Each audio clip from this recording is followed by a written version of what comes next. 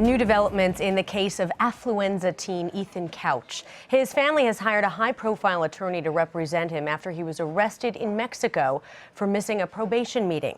Look at that mugshot picture. Ethan's mother is accused of helping him evade court and police, and she's due in court tomorrow. Crimesider's Graham Cates is here to talk about this. Hey, Graham.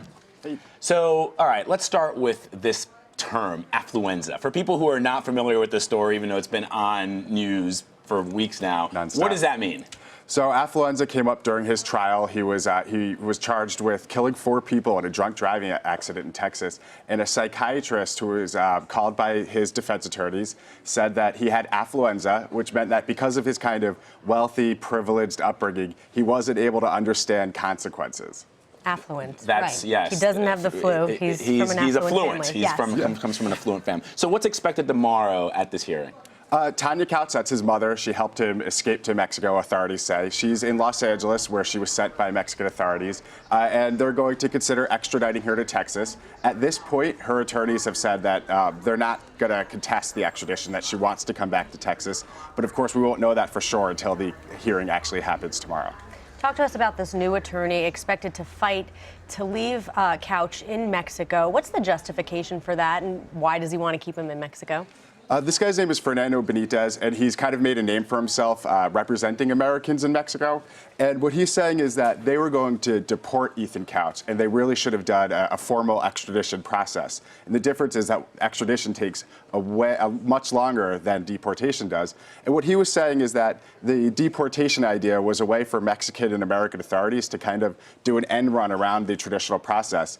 And what he's arguing, and he did an interview with BBC where he kind of laid out his case a little bit. He said the United States is going to have to make this argument that this guy who had pled guilty as a juvenile was convicted, that all of a sudden we're not happy with his sentence 5 years later, and that's why we want him back in the country. And he said, and this is a quote, "Mexico is never going to go along with that." So, I mean, we have to keep remembering that he killed 4 people, right? I mean, that's what this story is about. You spoke with an official at the Tarrant County Sheriff's Office in Texas. What did they say about this case? Tarrant County put a lot of resources into finding him before they knew he was in Mexico. And what they said was, while that may not have cost the county a lot of extra money, it did mean taking resources from other cases, detectives, from other robberies, murders, that kind of thing. And what they're saying is that it's because of how important the case is to people in the county.